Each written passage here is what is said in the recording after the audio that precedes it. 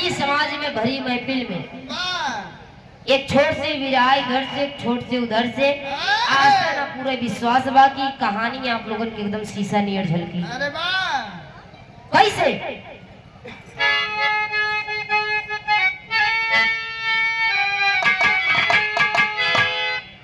तो शिव से बोली सती भवानी, शिव से बोली सती भवानी, अरे बतिया माना है शिवदानी, लागल मेला देत्या हमहू के देखा।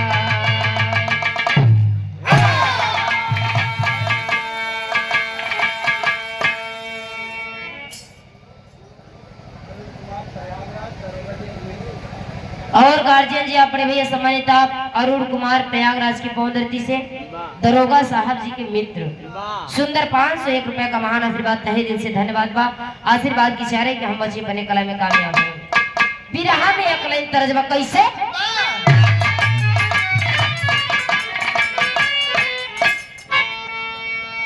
बात वही समय के बाद जब भगवान भोले दानी कैलाश पर्वत पे बैठा रहे, माई पार्वती जाए के कहे कि ये स्वामी क्या हमारी बात सुना, दुनिया के तू घुमावत हवा, दुनिया के पूजा तो दुनिया तुहार पूजा करता, क्या आज हमारी बात सुना। गीत की तर्जमा कैसे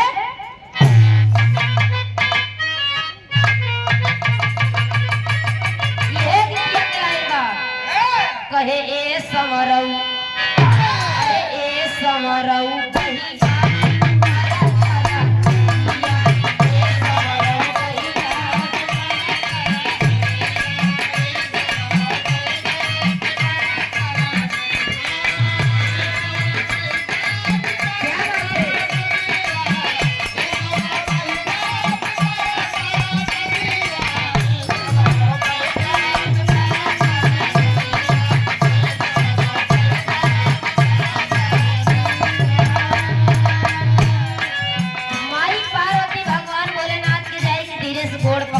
स्वामी। आज दुनिया के भंडारा में द्वार पूजा होता, दुनिया के भंडारा में लोग तोके बुलावत थे, तोके माना थे स्वामी। आज हमारी बात सुना, वो दुल्हन कहती है पार्वती माता जी कहती का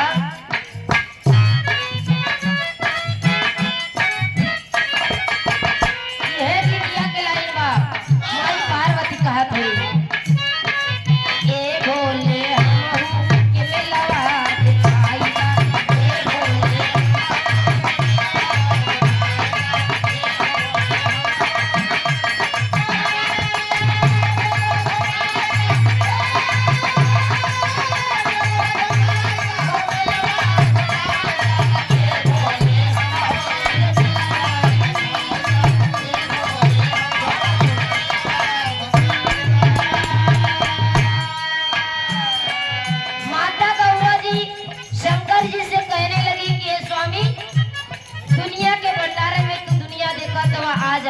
भंडारे में ले चल के हम के मेला दिखाई दा। कैसन भीड़ कैसन मेला लागल बा स्वामी।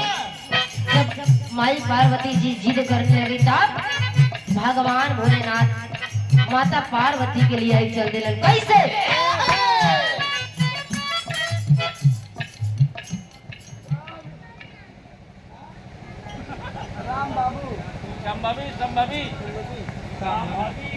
छोटी बहन छोटी बच्ची संभवी बहन की तरफ से सुंदर बहुत सारा माई पुरस्कार। जुग जुग जिया हमारा उम्र लेगी जिया, अपने माई बाबू के नाम रोशन करा। ये छोटी सी बच्ची आज हमारे देश की बच्चियां किसी लड़के से कम नहीं है। क्या बात है कि तो हो रे माता, इस बच्ची का हौसला जरा देखिए, मंच तक आने के लिए छोटी सी बच्ची का हौसला। तो हो रे माता धन्यवाद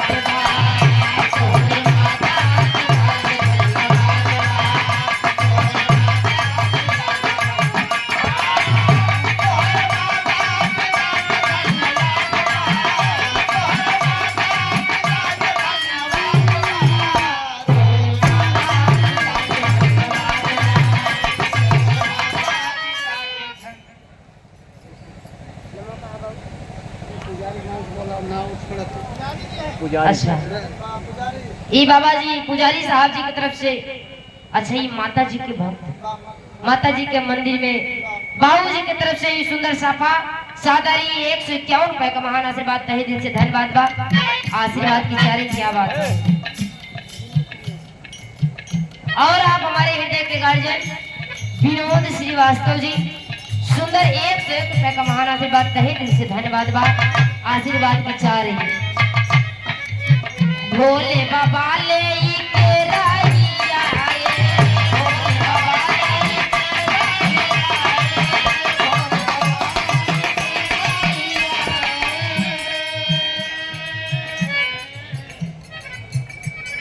और गार्जियन जी आप राम भरन वर्मा मुताना की पौंदस्ती से सुंदर 101 रुपए का महान आशीर्वाद तहे दिल से धन्यवाद बा। आशीर्वाद की चारी सीटी के साहब भोले बाबा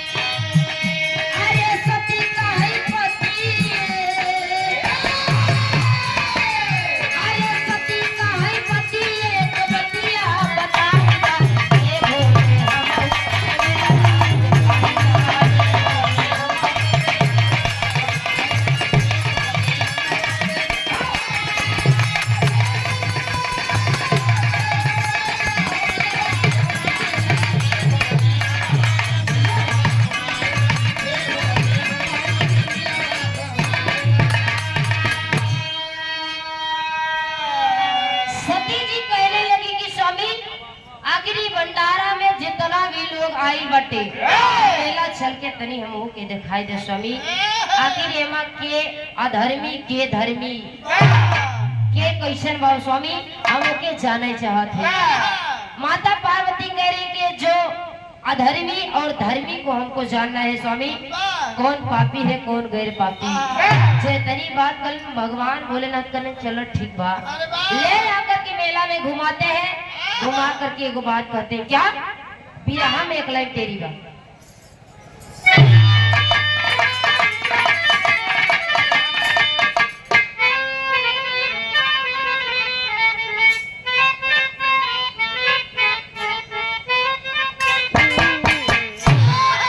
अरे तऊ हो या फतिया जानी तारा रानी तऊ हो या फतिया जानी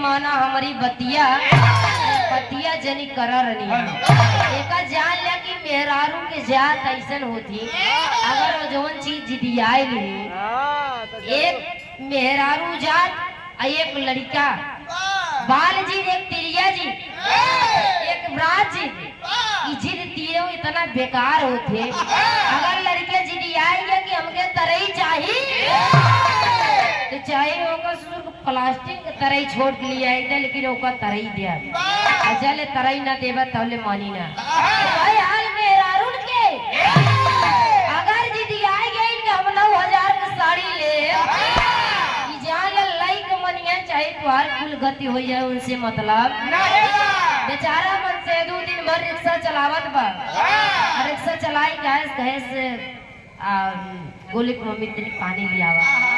कहे गोलू की मम्मी तनी पानी लियावा। कही किया कहे तेरा हमको सड़िए लिया बदल लियाया, सड़िए लिया बदल लियाया। इतनी बात देखी मेहरारून के जीत बात माई पार्वती जीत कैली। जब जीत कैली भगवान भोलेनाथ कहें चला ठीक बा तो के हम दिखाई दे। फिर हम एक लाइन तरस के भाव कैसे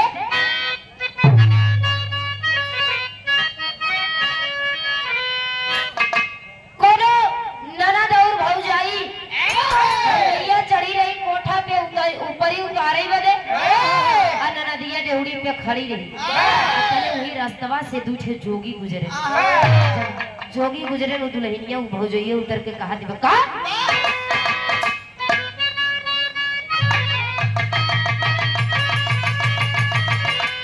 कहे सरनिया वाले कई डेरवा, सरनिया वाले कई डेरवा बताई दे लाहुरनी।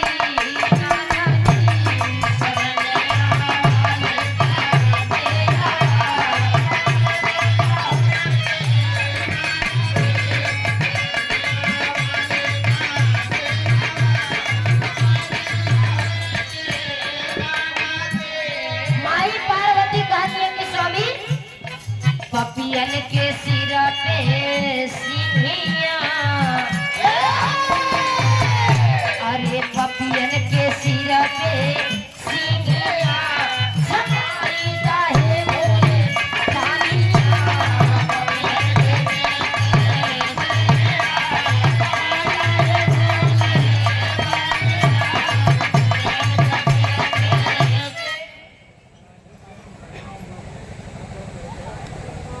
और गार्जियन जी आप सम्मानित राधे श्याम वर्मा उमापुर की पवन धरती से सुंदर 50 रुपए का महान आशीर्वाद तहे दिल से धन्यवाद व आशीर्वाद की चाह रहे।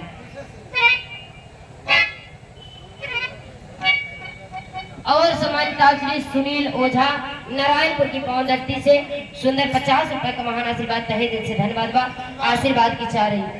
माई पार्वती जब इतनी बात जीत गई कि स्वामी पापी होके ओकरे सिर पे सिंह जमाई जा। जो इतनी बात करता भगवान भोलेनाथ कहते का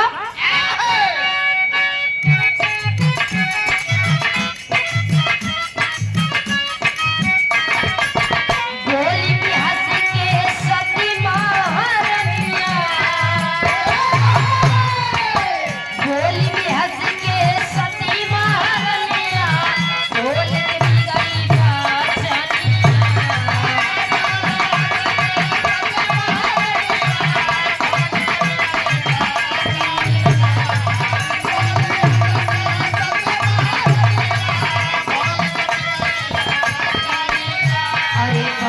के सिर पे सिंहिया जमाई जाहे भोले।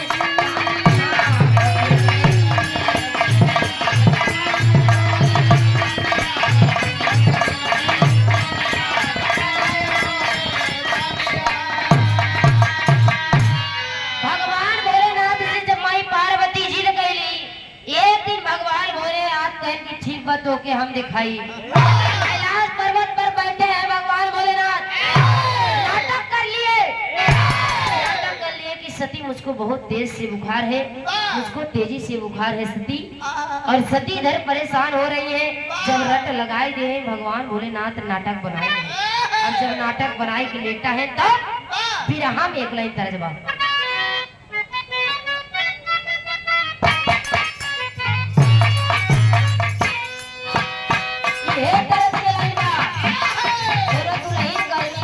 परेशान बा कह दिया गलतिया होला करनिया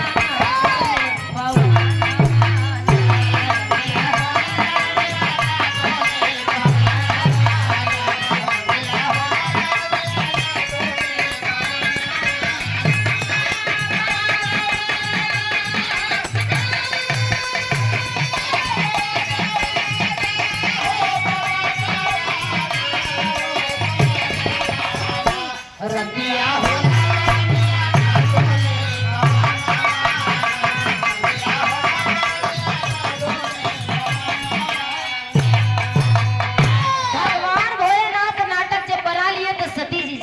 भगवान भोलेनाथ के पैर पर पकड़ कर बैठे हैं। कह रहे कि स्वामी बिलखई लगी भवानी,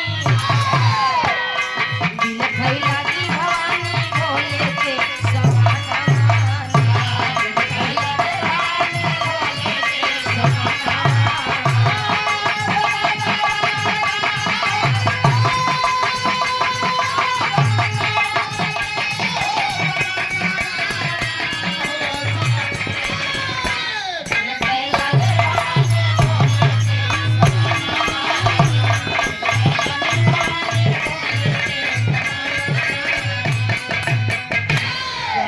धैले बाबी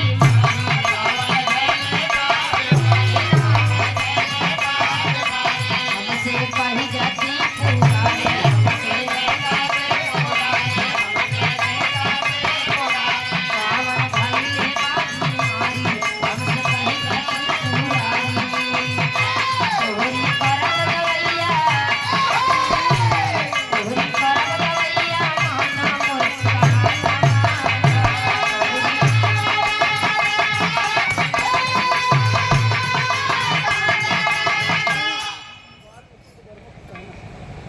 और गार्जियन जी आप बड़े भैया बाल मुकुंद वर्मा खुटहाना की पवन धरती से सुंदर 101 रुपए का महान आशीर्वाद तहे दिल से धन्यवाद।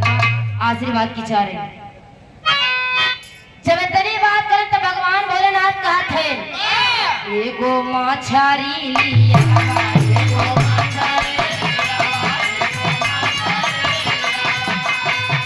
सतगुरु जी यारा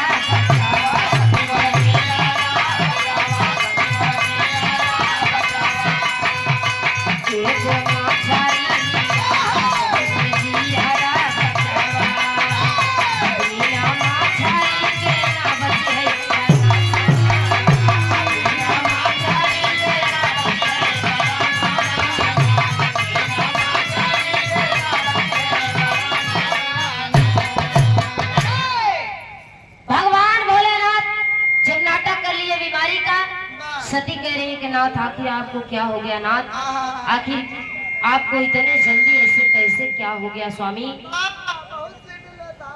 हेलो हेलो देखो बंद बा।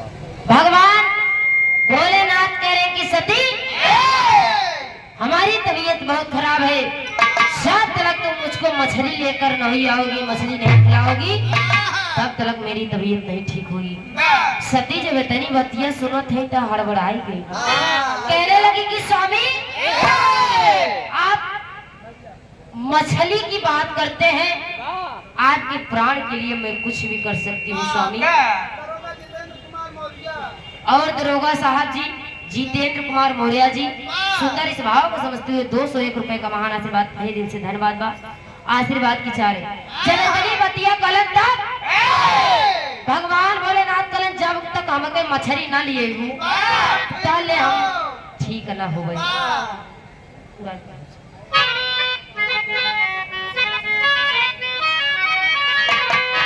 भगवान भोलेनाथ अभी कैलाश पर्वत लेते हैं, माता पार्वती यानी कि गौरा जी मछली लेने के लिए चल देती है। कैसे आई गंगा तीर भवानी उनके हर सितारे भोले दानी, अरे राम अफतिया जानी कारा रनिया, बाबू अफतिया जानी कारा रनिया।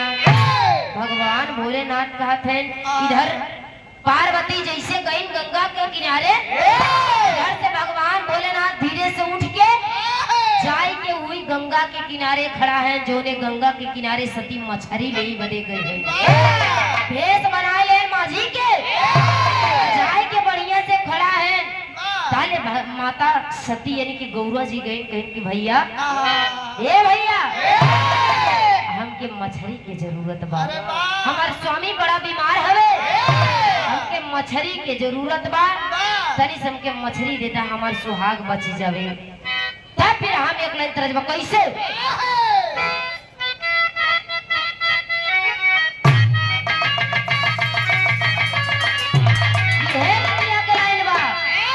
अरे कमरिया के पतारी का मरिया के पतारी, कमरिया के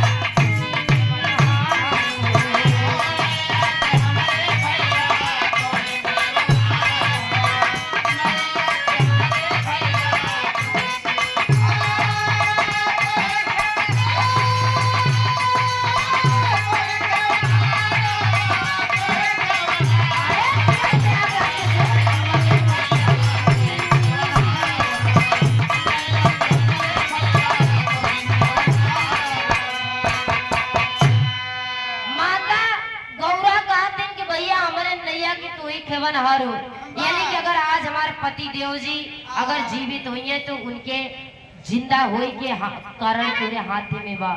अगर तू चाहबा तो हमारे पति की जियाई लेबा। इतना में माझी हुई यानी कि भगवान भोलेनाथ जी रूप तो बदले है। अजाई के माझी कहा था कि तोके मछली चाहिए, तू मछली लेबू। माता सती कह रही कि अगर आप आज मछली नहीं देंगे तो आज हमारा सुहाग उड़ जाएगा। जब इतनी बात कहते तब वो माझी कहा था का तरजबा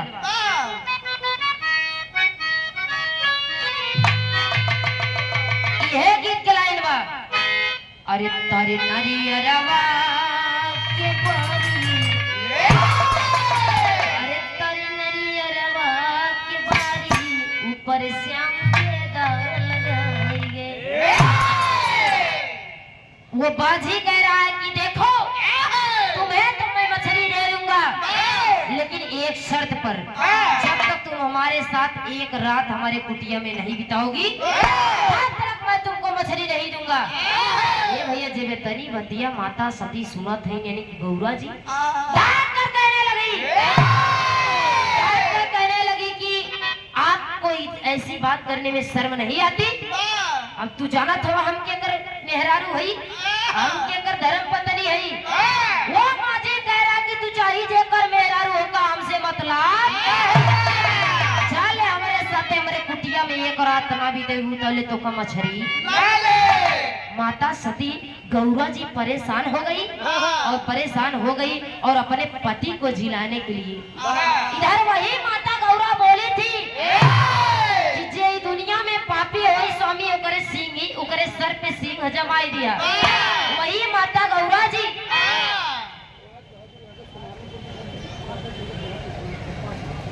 राज बहादुर यादव सुनारनपुर की पावन धरती से सुंदर 500 रुपए का महान आशीर्वाद तहे दिल से धन्यवाद बा।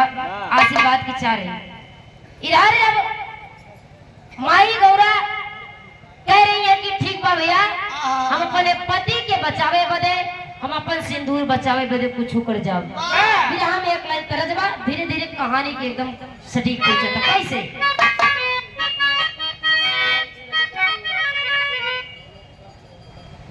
आओ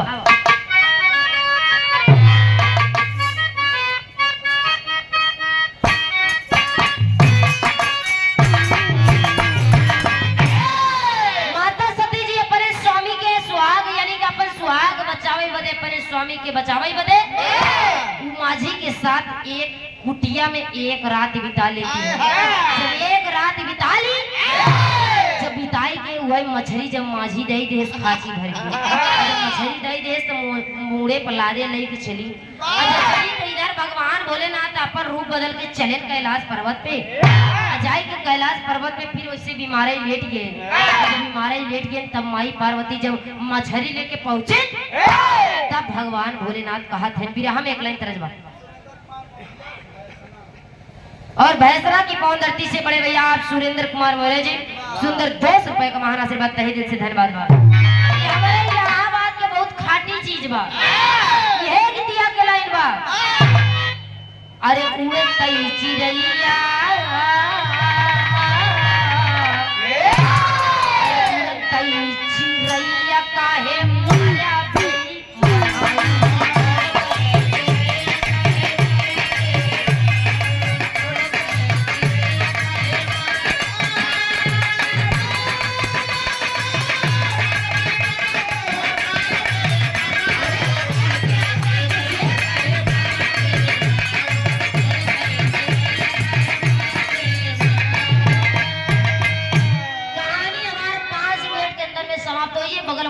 नंबर बा।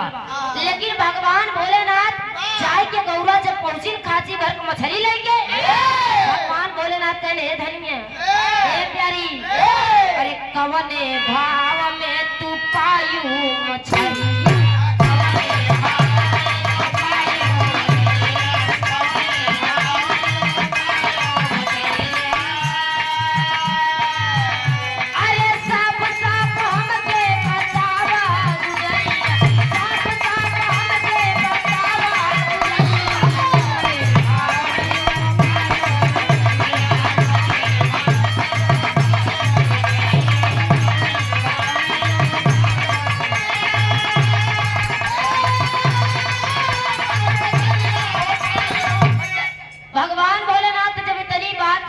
है माई पार्वती जब इतनी बात भगवान भोलेनाथ पूछे तो माई पार्वती कहते लागत काम हमार गड़बड़ाई क्या काम हमार गड़बड़ाई क्या। माई पार्वती कहते कि लागत ही जान गए का जो इतनी बात कही लागत जान गए। माई पार्वती कहते कि अगर हम बचाई जे सच्चाई बताई दे हिम तो हमार भलाई बा अनाई तो हमार कोनो खैर नहीं।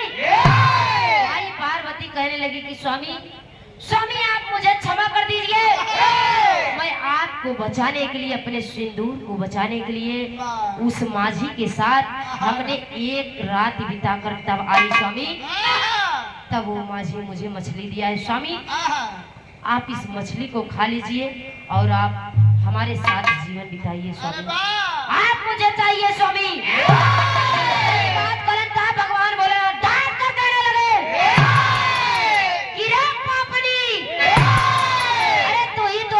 धरती की सबसे बड़ी पापी। भगवान भोलेनाथ सबसे बड़ा श्राप दे दिए। उसी क्षण भगवान भोलेनाथ जब श्राप दिए गौरा के शरीर एकदम गायब हो गया, शरीर पूरा एकदम मनाई के बा लेकिन ये मुड़वा पूरा गायब हो गया, सींग जाम के मुड़वा पे। ताले माई पार्वती रोवती है स्वामी, अरे स्वामी ऐसा नहीं आप करने का। लेकिन भगवान भोलेनाथ कहे कि तुम्ही ने तो कहा था कि धरती पे जे पापी होए ई दुनिया में जे पापी हो यो करे सिर पे सींग जमाई रहा बाबा, क्या बात है। भगवान भोलेनाथ श्राप दे दिए और गौरा का शरीर गाय के होई है भैया। जब गाय की मुड़ी लग गई उनके तब पहपट के भाव में कहे बा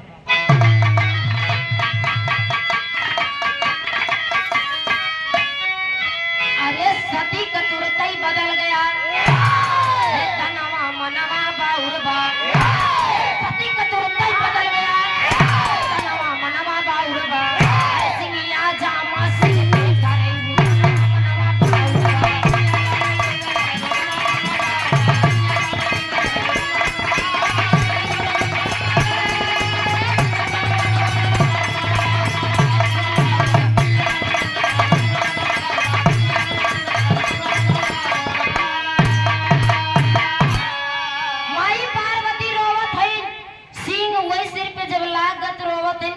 हमने तो बहुत बड़ी गलती कर दिया। भगवान भोलेनाथ करे कि जाओ, हमने जो किया है सो पाया है। माई पार्वती बोलत है कि स्वामी आखिर शीश तो हम का इस गाय को दे दिया लेकिन ऐसे उद्धार कैसे हुई। माई पार्वती पूछ रहे क्या,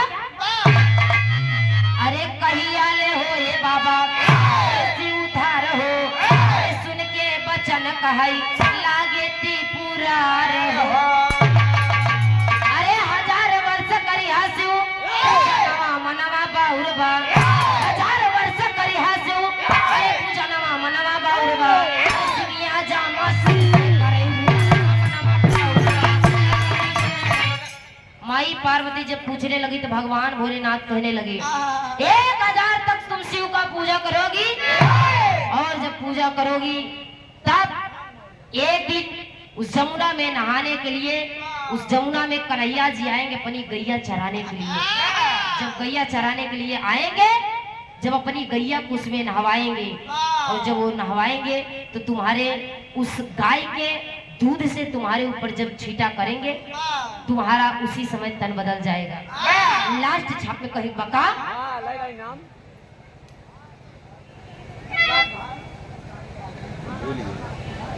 अरे बड़े भैया राजभान यादव जी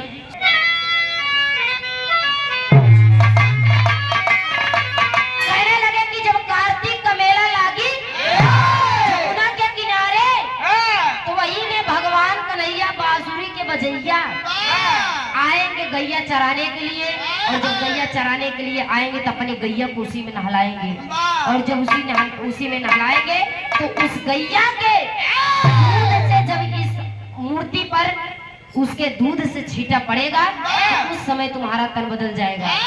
माता पार्वती उस समय गर्भवती थी जब कैलाश पर्वत पे थी। उस समय जमुना के किनारे जब भगवान कन्हैया जी गैया चराने के लिए आए तो उसी समय जब उनके ऊपर छींटा पड़ा तो माता गौरा जी एक बच्चे का जन्म देती है जो ने बच्चे के नाम पर कार्तिक बच्चे का नाम जगदम्बा कार्तिक, आज भी कार्तिक के नाम से वहाँ पर मेला मशहूर है और मेला लगता है।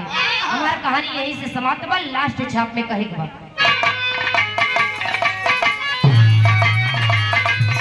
महाबली गुरु बुद्धराम गुरु बाबा दीन के माया कवि हरिश्चंद्र जी हमारी टीम ने सजाया हो।